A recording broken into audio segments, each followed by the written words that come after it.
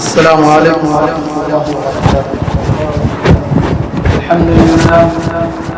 الحمد لله نحمده ونستعينه ونستغفره ونؤمن به ونتوكل عليه ونعوذ بالله من شرور أنفسنا ومن سيئات أعمالنا، من يهده الله فلا مضل له ومن يضلله فلا هادي له، أشهد أن لا إله إلا الله وحده لا شريك له، وأشهد أن محمدا عبده ورسوله صلى الله عليه وسلم.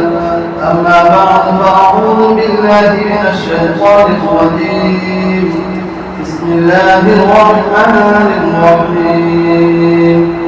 والفجر وليال العشر والشفع والوتر. وقال النبي صلى الله عليه وسلم: من وجد ساعة فلم يضحي فلا يقربن مصلانا، كما قال عليه الصلاة والسلام.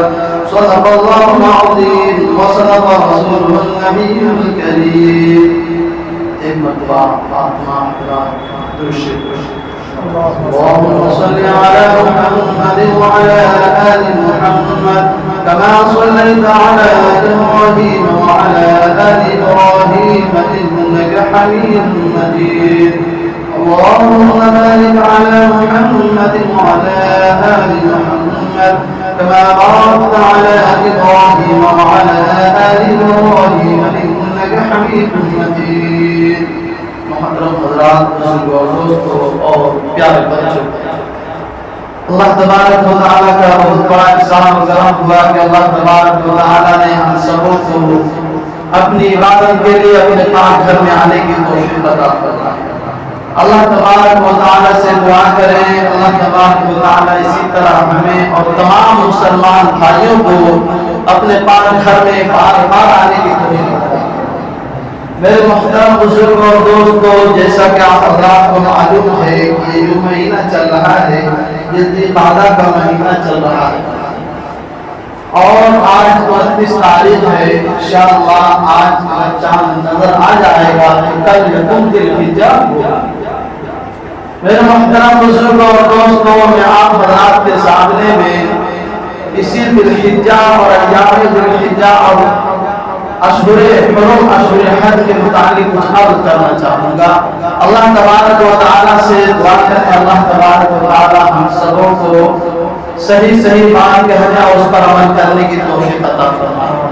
میرے محترم بزرگوں اور دوستوں، جیسا کہ میں نے آپ حضرات کے سامنے سورۃ الفجر کی چند آیات تلاوت کی ہے، اللہ تبارک و تعالیٰ ارشاد فرماتے ہیں: والفجر، قسم ہے فجر کی، صبح کے وقت، وَلَيَالِ الْعَشْرِ، اور 10 راتوں کی قسم، وَالشَّفْعِ وَالْوَتْرِ، اور قسم ہے جفت اور تار۔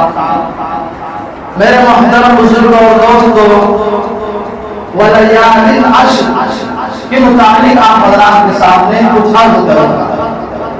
محدثین کرام اور مفسرین کرام فرماتے ہیں کہ وَلَيَالِ الْعَشْرِ سے مراد عشرہ ذی الحجہ مراد،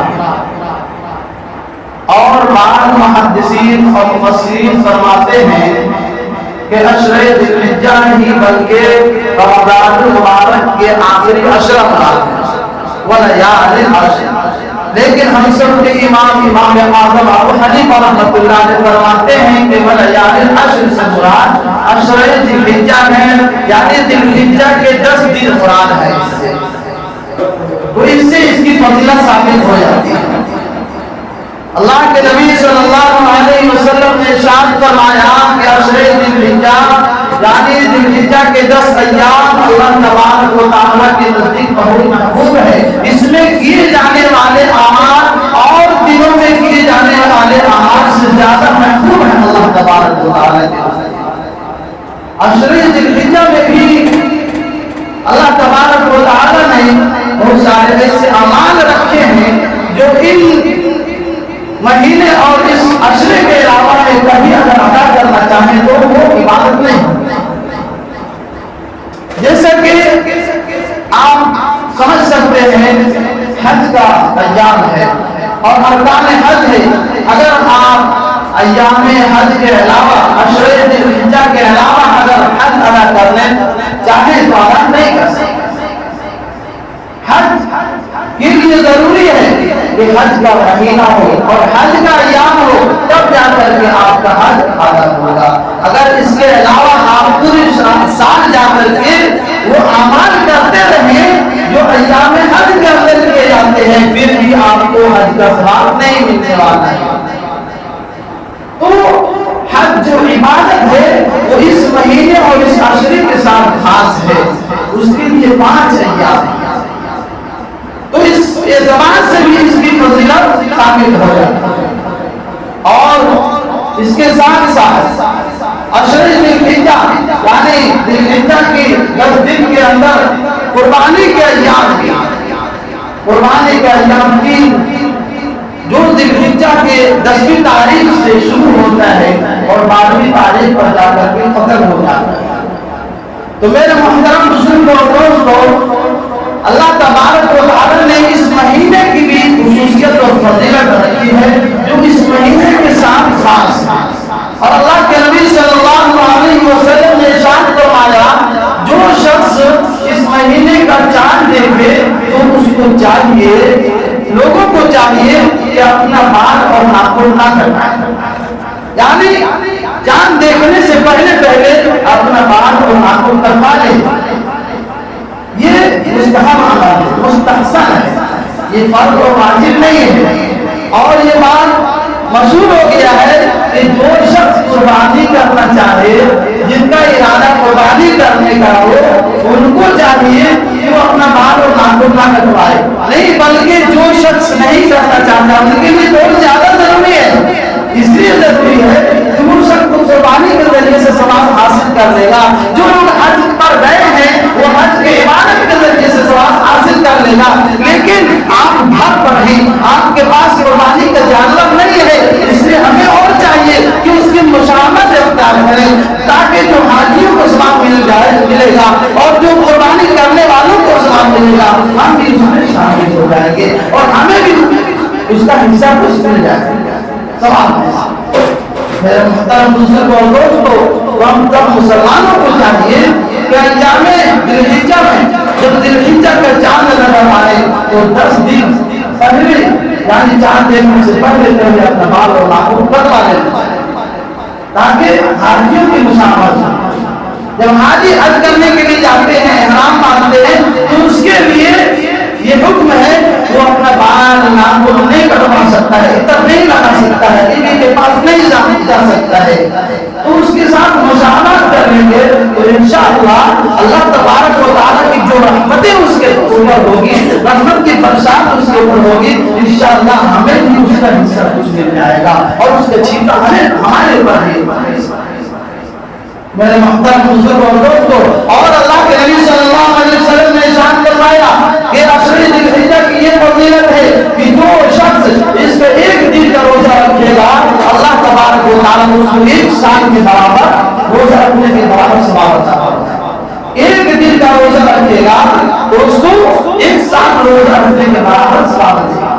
1 تاریخ سے لے کر 9ویں تاریخ 1 تاریخ سے لے کر 9ویں ذی الحجہ تک جو شخص ان میں سے کسی 1 دن کا یا پورے 9 دن کا رکھ دے گا تو اس شخص کو ہر دن کا روزہ رکھنے کا ثواب 1 سال کے برابر یعنی 1 دن کا روزہ رکھے گا تو اس کو 1 دن 1 سال روزہ رکھنے کے برابر ثواب ملے گا.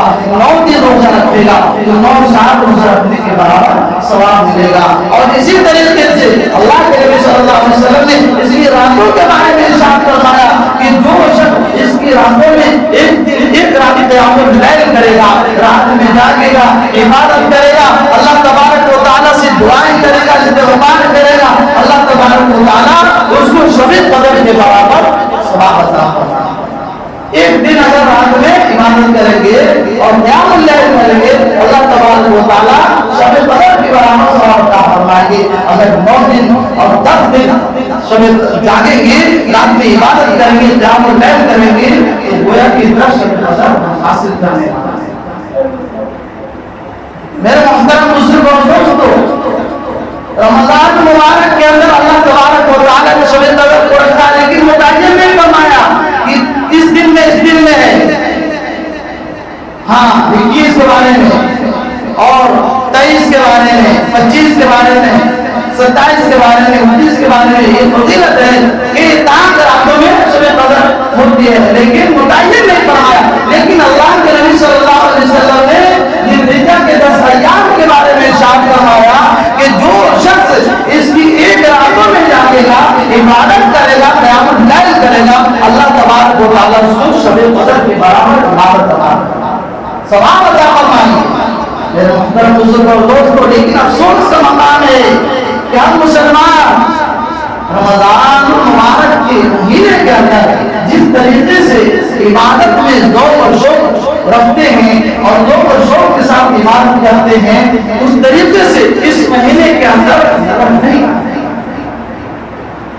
جبکہ یہ مہینے اس مہینے کے 10 دنوں کو اللہ کے نبی صلی اللہ علیہ وسلم نے متعین کر دیا کہ ایک دن کا روزہ رکھے گا اس کو 1 سال کے روزوں کے برابر ثواب ملے گا، ایک رات کو جاگے گا عبادت کرے گا اس کو شب قدر کے برابر ثواب ملے گا۔